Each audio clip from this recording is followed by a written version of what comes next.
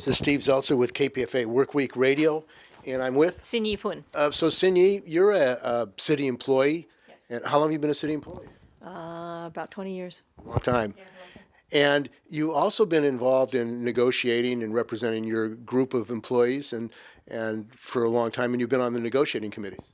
Yes, I've been on the negotiating committee probably, 5, 6 cycles, since 2006 was the first time. So I've been not every single one, but almost every single session, round. And, most members of the union are not in the negotiating session, and you've had some experience. What has been your experience in these negotiating sessions as far as membership participation and how issues are being raised as far as what the members want? It's really hard, really difficult for members to really get involved. There's not much information that go out to folks, during bargaining, and then after bargaining, there's a frenzy getting the contract ratified, and there are, just sort of packed flyers that people get, but not much more than that. And throughout the process, people don't, and the only thing that people really are engaged in are, surveys, bargaining surveys that they fill out before bargaining happens. And beyond that, there's very little information for folks and really difficult for them to participate. And over the past years, there have been major concessions by city employees. Why don't you talk about those? Well, there's a lot to talk about. So the recession during 2008, right? So we were scheduled a raise in April 2009. And right at that time, the city said, we project this huge deficit and we need everyone in to contribute to do their part, and they asked for concessionary bargaining. And every time they've done that, well, of course, they also threaten layoffs, right? So if we don't bargain, we'll have to lay off hundreds of people. So we always end up sitting down and bargaining with them. Through those years, there was about 5 years. Okay, there was, so 2009, we defer our raises for 3 years. And meanwhile, not only did we get zero raise for those 3 years, but we also gave back in concessions, right? So for 1 year, we gave back all of our legal holidays. And the 2 years after that, we gave back in furlough days. And so there was a series of about 5 years where we deferred wages and also gave back, in concessions. So this ends up in wage cuts. Yes, definitely. So I wanted to go on to say that so during those years, so in this last set of bargaining, we talked about it in the bargaining team. All the economists, we had the Public Employees Committee got together and hired some really good economists, and the economists and the city did not disagree. The economists tell us the city's flush with money. In fact, there was a joke during our presentations where we said, what is the official bird of San Francisco? And it's the crane, right? Because as you look around, you see the skylines filled with cranes, and that signals that there's a lot of building, a lot of new structure that's going to bring in taxes for the city, right? So the city's going to be flush. And then we talked about the IPOs. It's going to create lots of millionaires, lots of Billionaires. Billionaires, right? That's right. And that also is going to bring up the city's revenue in terms of taxes, right? So we talked about that, and nobody disagreed that the city was flush with money. And what, personally upset me was that the economists said that, during the recession, actually San Francisco did not do that bad. Whereas the rest of the country kind of wallow in years, San Francisco maybe a year or so, right? And the city itself told us that through the years, the city has always, ended up with a surplus. And there was only 1 year where that didn't happen. It was 2008. So remember what I just said, right? They came to us for 5 different years, during 2 successive bargaining and accumulation of 5 years of giving back. And the city had only 1 year of deficit. That was 2008. So, so to me, I said, well, so you're telling me, and I asked them that, you're telling us that the city, that through all of those years where the city had surpluses, we were giving back, right? And so we didn't have to. right? But we did because the city told us it had a deficit. And so that was, to me, that was it was eye-opening, and also it was hugely unfair, how the city was treating us. We're not, to me, every single one of those dollars that ended up as a surplus came out of our pockets because we gave back. And that to me was one of the biggest issues about fairness that came through this bargaining. So again, they said, well, of course we're not going to end up with a deficit because we're required by law to have a balanced budget. So that's fine. But through those years when we were giving back, they weren't just ending up with a balanced budget. They were ending up with a surplus. So they weren't honest with the city workers. No. And I think, and it's not just 1 year, 2 years. So we're talking about 5 years, right? And each of those years, they ended up with a surplus. They didn't think anything, of it. And I remember that during the last set of recessions, I think back in 03, 04, during the dot-com buzz, we did give back. In fact, we self-paid with 2 years of no wage increases, and we were self-paying for pension, 7.5 1 year and 5% another year. The next year, when we went back to bargain, we got 6%. 2, and 2. And, that to me doesn't make up for what we lost, but at least it was some gesture, in saying, we appreciate that you gave back when we needed it, and, here's something to make up for. We didn't see any of that. And but I think I jumped the gun. You were asking me about that. Well, so the city is flush in money. There's massive amount of construction, probably the biggest construction boom in the history of the United States before the 1906, after the 1906 earthquake. I mean, there's so much construction going on in San Francisco, and a lot of that is going to be taxable revenue from these new buildings, new assessments. So it's a massive increase in the value of property in San Francisco. And how do they justify only offering the amount that they did when they're having a massive increase in revenue? Well, so the whole thing is they're not denying that they have money, right? All they said to us is we have other priorities, which is a slap in the face. We all have other priorities, but what is more important? So obviously they're telling us you're not important. You're not important enough to be one of our priorities. And again, that to me, I mean, we say we run the city, but we do. We are the ones who service the city, and again, when you need, you come and you ask us to give back, but when you are flush, you're refusing to acknowledge that we gave back, and there should be something, some gesture to make up for that, and they just didn't. Now, I mean, was this acceptance of their framework by the union leadership of the city and county of San Francisco? I mean, what was the response of the union leadership? It's really a difficult question, because the wages ended up being an arbitrator imposed. Well, don't you have the right to strike? Well, yes and no, right? It's a dispute with the city. The charter provides that when and this is not true with everybody in the city, right? The nurses don't fall under the same section of the charter, right? So for us, if we don't come to agreement, there's a binding arbitration process, interest arbitration, right? So the city's position is that we don't have a right to strike. They also say that, because the charter prohibits strikes, we don't have a right to strike. And obviously that is not true. Why isn't that true? It's not true because, it's the right to strike is, constitutional. It's, freedom of speech. You get to express, what you, what your beliefs are. And they don't get to, unless we waive it, like we waive it in the contract. If we don't waive it, they don't have a right to make a law that forbids us from being able to strike. So there's a dispute. And in fact, at one point, the courts went on strike, and there are several buildings in the city where our bargaining unit, city workers, work in the same place as the court workers. And so the city was afraid that we were going to have a sympathy strike. So they sent out this nasty letter telling people that they were going to discipline them. And so the union actually filed a perp charge, and we won it.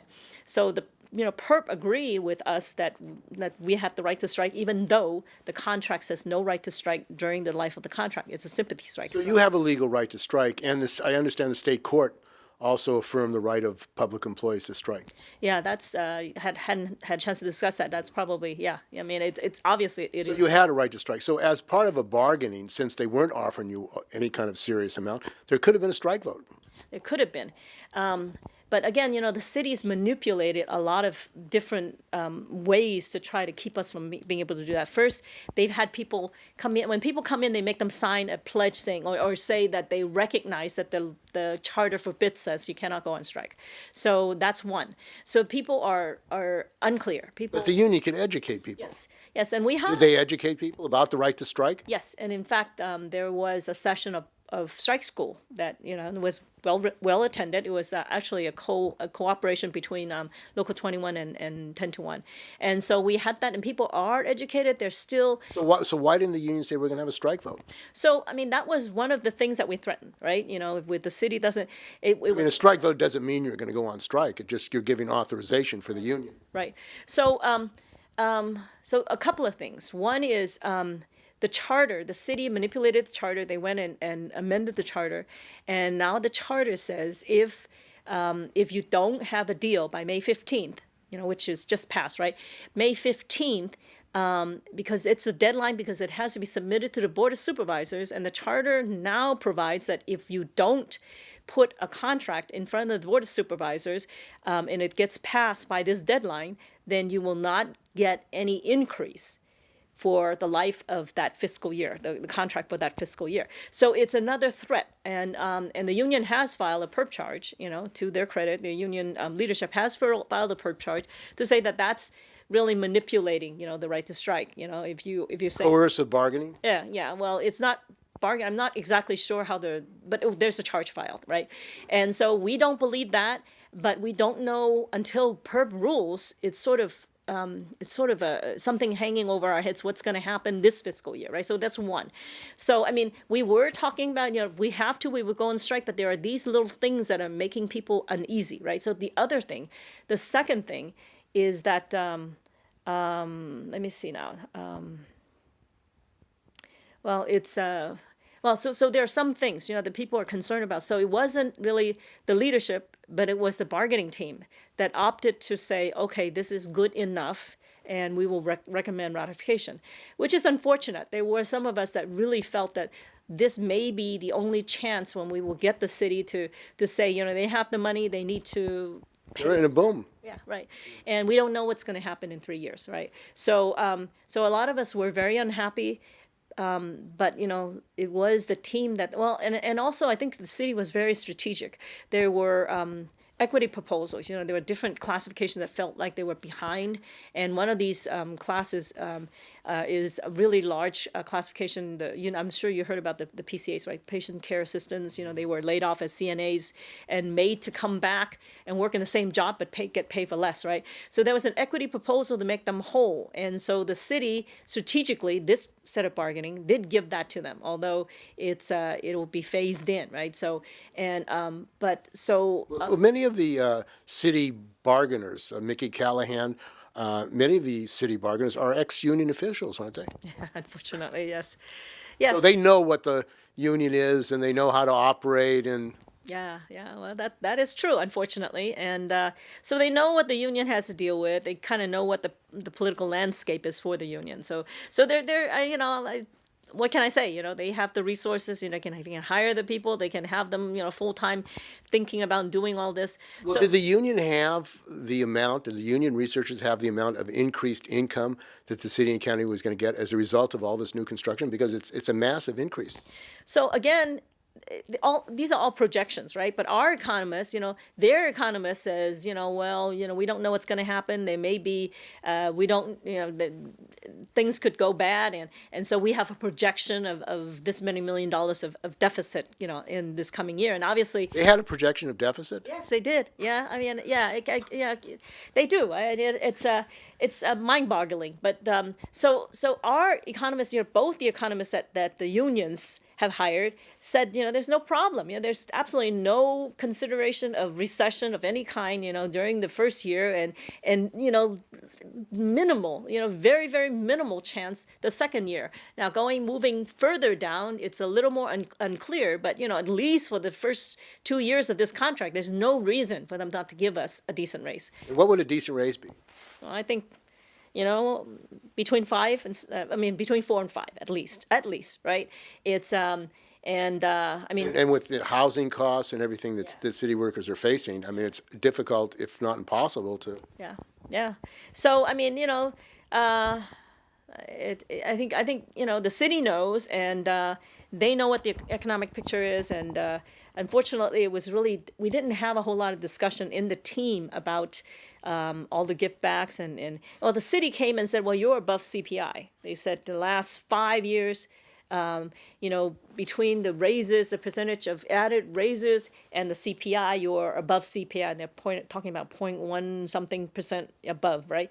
And so at that point, I just dug up all the contracts and put together all the recessions, and you could see the number of zeros that we got, plus, giving back, paying pension 7%, 5%, And the cost shifting. More and more city workers are paying more of their health care and more of their pension, and that was Sean Ellsberg, who pushed that, who's now the chief of staff for London Breed. Yes, yeah, definitely. Well, pension is not part of bargaining because it's part of the charter, right? And their way of getting us to pay more is passing these pension reform, quote unquote, measures in the charter, Which were supported by the San Francisco Labor Council and the unions. It was. And they had a ballot statement saying that city workers were the problem of the pension crisis for the election. So. Yeah, well, the people who actually put that together did put that, and it's that was right off of. We won. We were the only jurisdiction in the city that beat back the Adachi measure, Prop D, right, in 2010, and but right after that, it's I guess. The unions felt that they can't continue to beat back this the attack, and so they capitulated and agreed to Prop C, and to a lot of us that was not. We don't necessarily agree that was the best approach to dealing with it. Well, the actual statement in the election ballot was that, or the booklet was that city workers were responsible for this crisis. That was the statement put out by the union and the coalition. I think it was the city. The coalition actually said. Okay, well, that was what they said. I don't remember that, but that could be true. You're probably right. It's so that was unfortunate. Now the other issue is the serious issue of outsourcing, privatization. Hundreds of millions. We don't know how much, or do you know how much money is being outsourced? You have these private business districts where you have private workers at slave labor conditions, less, cleaning the parks. You have more and more jobs being done, privatized, outsourced jobs. That seems to be where a large amount of money is going. Consultants and people run these nonprofits. Was that a concern in the bargaining?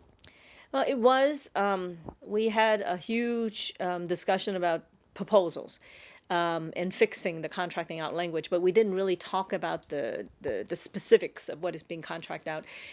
But I used to be a contract manager, so I see that the city contracts out, and there's a lot of politics that goes into who gets these contracts. Who gets cronyism. Yeah, who gets renewed, who has, and some of these providers are very politically strong in the city. They have political ties, and so but to me the biggest issue is that there is really no accountability. There's no. I've seen instances where a contractor doesn't meet the objectives, service objectives, outcome objectives, and the response was to change the objectives and made it easier. I've seen that. Okay, and again, it's not saying that all the providers are not doing their job, but there are ones that are, and they're not. There's no outcome objective. You can see, there's millions and millions of dollars, hundreds of millions of dollars that go out to these contractors. But the Tenderloin Clinic, for example, $122 million.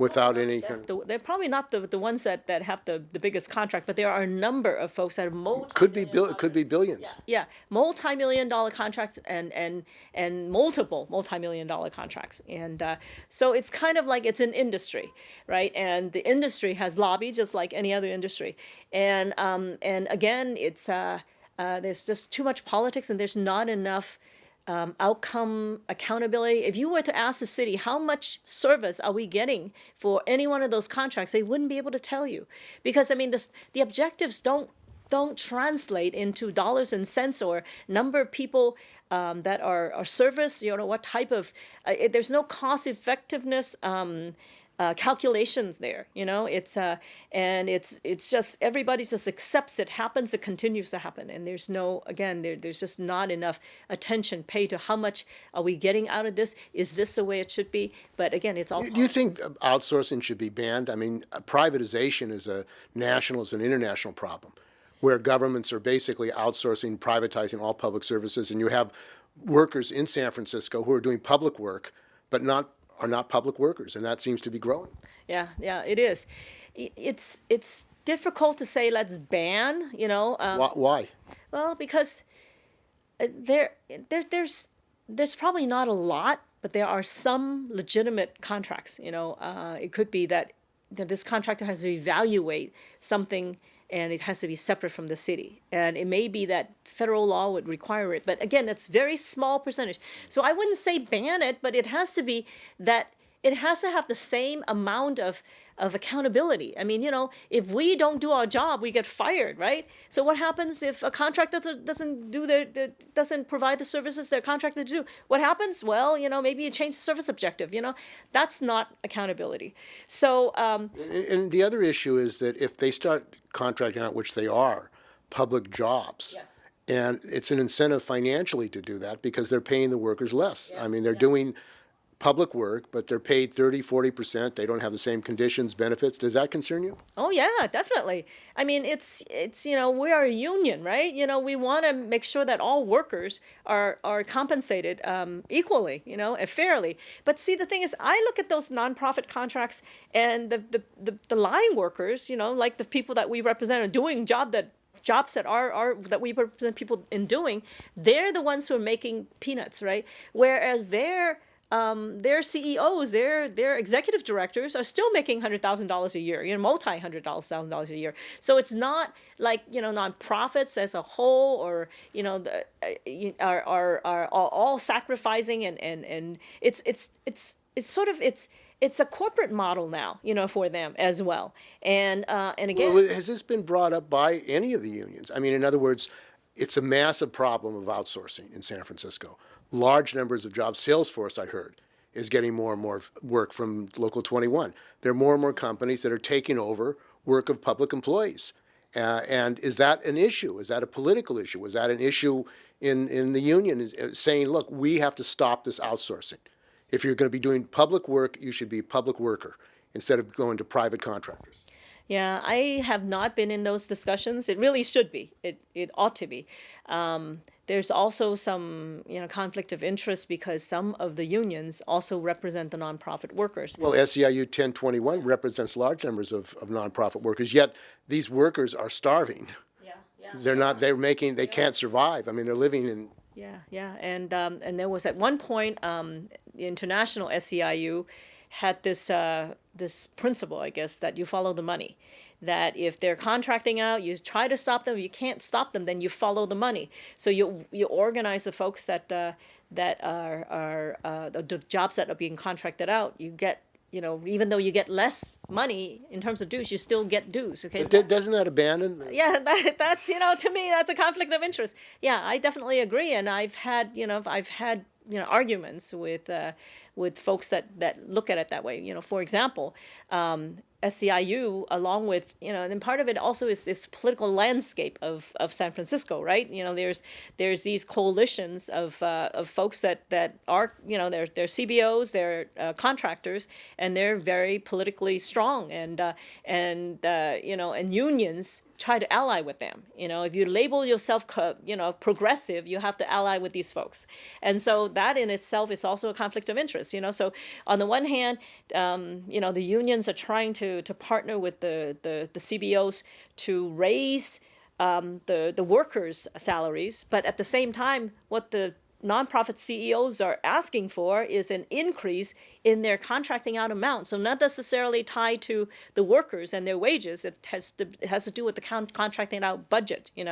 So to me that's a huge conflict of interest, and yet that's the way things are being done. And I have ongoing arguments with folks about that. But well, the direction of the attack on public workers is to outsource and privatize more and more public work, and $35 million, $50 million, $100 million. And as you say, if there's no way of having oversight, proper way of having oversight and control of that, what's being done, then you have corruption, you have conflicts of interest, cronyism, and you're really not providing the services which are coming from tax dollars to the people of San Francisco. I heartily agree, but I don't know where we're going to get there. There's kind of too cozy a political relationship between all these players. Everything is politics, and as we said, there's all these groups of these coalitions of providers that have huge political clout, and the city listens to them. The union political arms listen to them. So I don't know how we're going to get there, but that really needs to be the case. It's for the city, for the residents, the taxpayers of the city. There needs to be accountability, right? For the workers, there needs to be the contracting out just so that the money goes outside and the services aren't being provided is clearly not what we want. And we want workers to be paid. We want the nonprofit workers to be paid the same way we are. It's just equity, right? And there's just no reason to contract out the work if it's work that our members currently do. So I mean, it's a huge, it's a mess, and I don't know how we're going to get there. Well, the first thing I think is education of the members. I mean, do they have a figure of how much work is contracted out in the city and county of San Francisco? Because the union got that information. I mean, they can. I'm sure that's easy to get. Was it presented in the negotiations? I mean, I understand also that they want to contract out the pharmacy at General Hospital. Which is happening at Kaiser as well. They want to contract out the pharmacy. Yeah, DPH always have these ongoing fights with the city about them trying to contract out, and even if it's not contract out, they bring in registry people, which is again, providers, not city workers, and they're temporaries. Yeah, as temporary, needed. yeah, and so I mean, there's no accounting for quality. These people that come in and go in and out, they don't understand, what the process is, and every time somebody new comes in, they have to train them, and yet the city continues to do that. They continue to bring these folks that need to be trained over and over again. They continue to work them without any clear idea as to how they're doing, what they're doing, whether or not it's cost effective. There's no accountability regarding that. They just spend and just do things as usual. And is this undermining the public workforce? Yes, definitely. It's undermining, the work. It's undermining accountability. It's like all of these things are hidden. There was one contract recently that really caught my eye, and it was the contract. The departments were contracting out the payment mechanism so that instead of money going to a nonprofit, it's going through a third-party vendor that's going to pay the nonprofit. And they say it's because it'll be quicker. To me, that's, again, where's the accountability? If it's city dollars, it needs to go out the same way as any other city spending. When you don't have that, then again, where's the accountability? So again, there's just nobody's looking, nobody's minding the store, and it just gets done. And again, I don't know where we're gonna, get the information, out to the public to do something about it. I don't know. Another issue which is becoming more and more serious is the attack on civil service, the attack on merit and effort, and you've made long effort to defend civil service. Civil service is under attack. Why is it under attack, and who's doing it? Oh my God, the city has said that they've been reforming civil service since I think 2005. Okay, but every time they do something to say to supposedly reform it, they make it worse. And what they've done is they're allowing the managers to have more and more discretion in terms of how they hire, and that is, it's totally against the principle of merit. The merit system is supposed to be that everything is objective, right? But the more discretion you give to managers, the more you give them the chance to say, well, I like this, I don't like this. Maybe this person whom I, is maybe a relative, a friend, my neighbor, or Is that going on in the city and county of San Francisco? you can bet that it is, and we bring these up to the Civil Service Commission, from time to time, and nothing nothing happens. So, for example, we have this one manager who is there's lots of, there's always been these things that says this guy's a womanizer. He has all these girlfriends, and he promotes the girlfriends, etc. And for the most part, they were rumors until at one point somebody pointed out that this man jointly owns property with one of these people that people are saying is his girlfriend. They jointly own property. He's promoted her through the ranks, and so we told the civil service that. And plus, he also had jointly owned property with one of the executive directors of a nonprofit. This nonprofit is taking in annually $7 million of worth of contracts with this man's programs. Okay, and they're the single contractor that has the most money being contracted out. Okay, and again, this man jointly owns property with the executive director. So we told the Civil Service Commission that.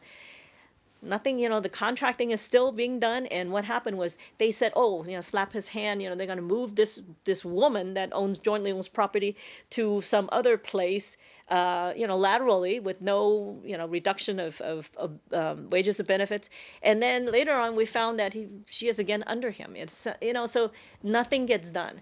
It's a joke. So, And this is part of what's happening, this racism and discrimination in the hearings that happen. What happened in these hearings?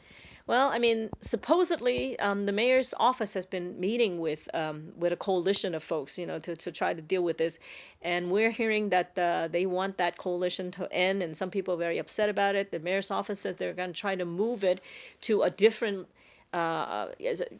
way of dealing with it, so that it's a labor management committee. But there have been managers like at Laguna Honda Hospital, Yes. Executive, CEO, who illegally, improperly used money that was for the patients. And you had whistleblowers, Dr. Derek Kerr and Rivera, Maria Rivera, doctors, and they were fired. And that CEO still is on the payroll at Laguna Honda. So it seems like the executives. That was Barbara Garcia. No, that was the head of the DPH.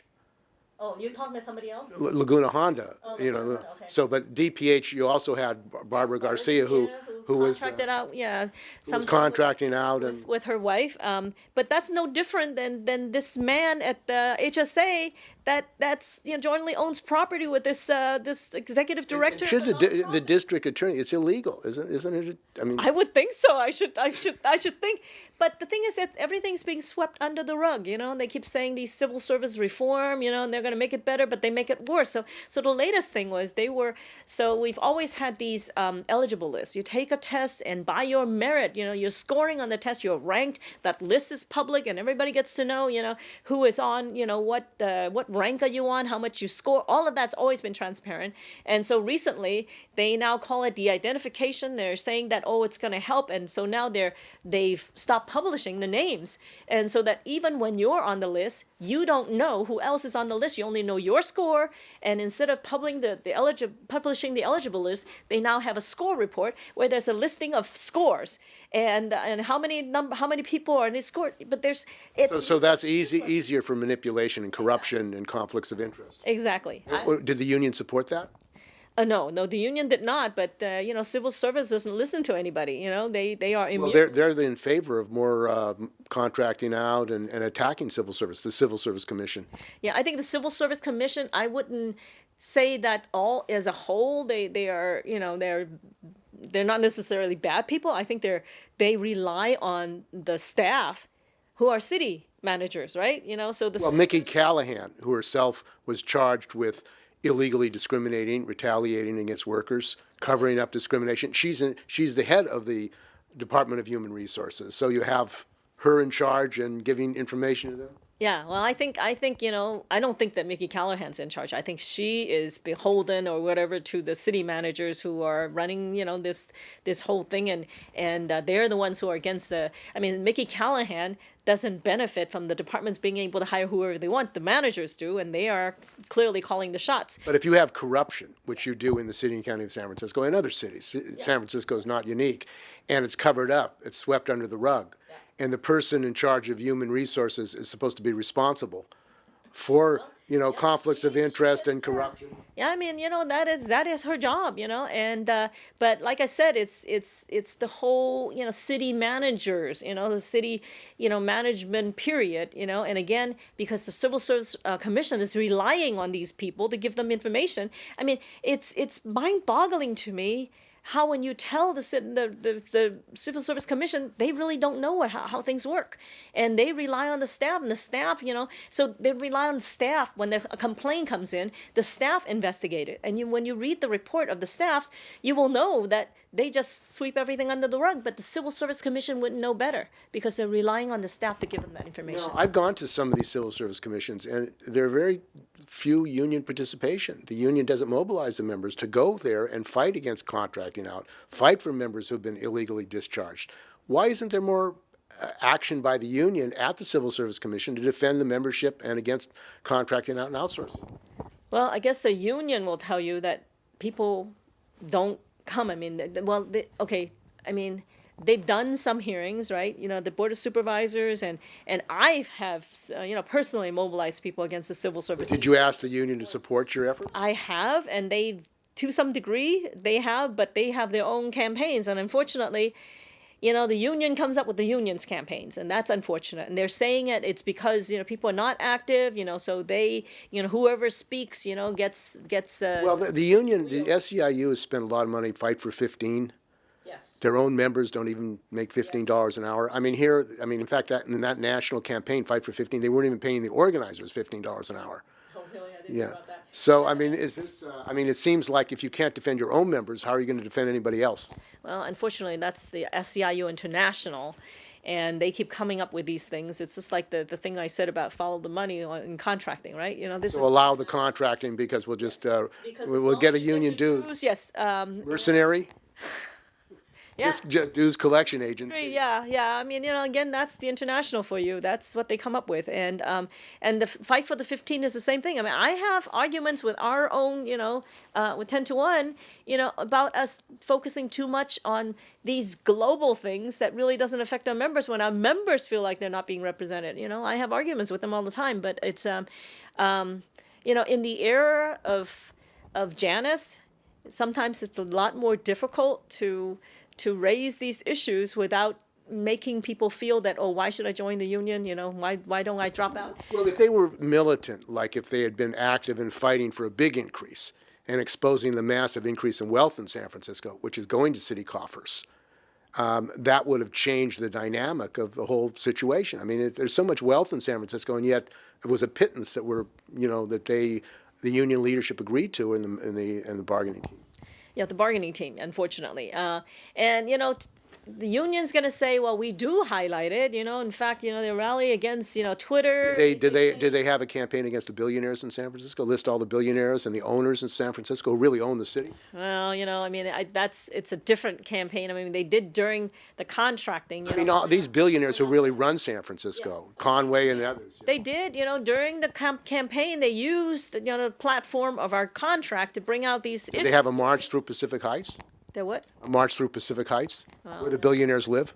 I don't know what they've been planning, but the political arm is doing their political stuff. In fact, I think to me, it's less focusing on our issues and more focusing on the global stuff, during bargaining, because bargaining is a good chance for SEIU to get its name in lights, right? SEIU with the Twitter, thing. So it's a PR stunt. Yeah, it is, it is.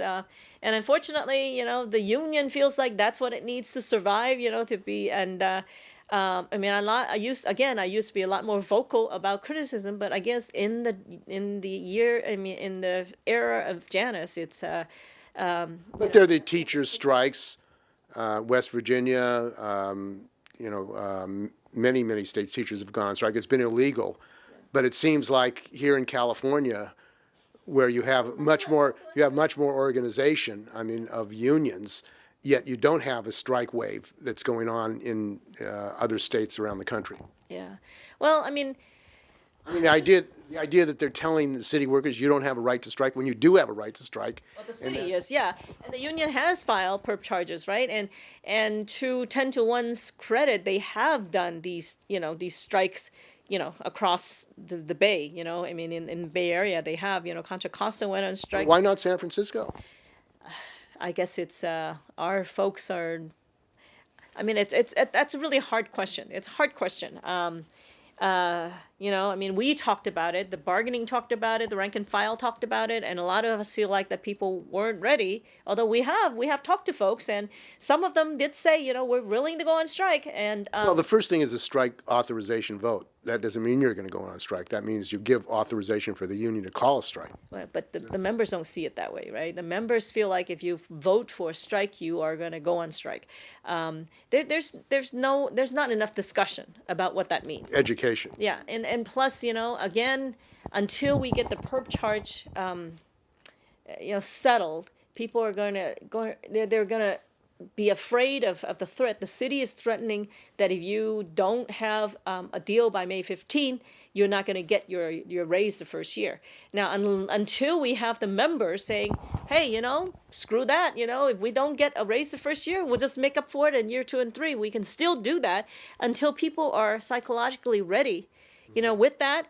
Because it takes striking and all. It all takes. When was the last strike in San Francisco? Oh shit! That was what? 1972. Was That it? was the last city worker strike. Yeah. Well, So there's strikes all over the country, and the last strike in San Francisco was in 1972. And city workers are falling further and further behind. That's not correct. I remember going on strike as part of Local 2 and 20. Let's see. No, I'm talking about city workers. Yes, no, city workers, yeah. That was the last strike in 1972. Yeah. So, we're talking a lot of years. Yeah, that's true. That is true. But again, the city is really smart in what they're doing, and until we get that clarified, people are going to be worried that if they go on strike, they're not going to get a raise the first year. And this round, and again, I'm really upset, and I want people to vote. I voted no, and the bargaining team recommended a yes vote. I have to tell people that bargaining team recommended a yes vote. I voted no. A small minority of us voted no, and I would want people who are dissatisfied to show that, because I don't want the city to think they're going to roll over and play dead. Okay, but at the same time, people have to be. People have to think more about what we want to do, what we're willing to do, if we want the city to stop treating us like, we're there to take money from when they're in trouble, and they don't need to pay us back, and they can just treat us like crap. And that's what they're doing. There's no respect for what we do. And beyond that, there's also all kinds of issues, safety, people getting assaulted, and the city doesn't care. There's a lot of other issues like that. But until people understand that we need to stand up and take some risks, and we need to have education before we can get there.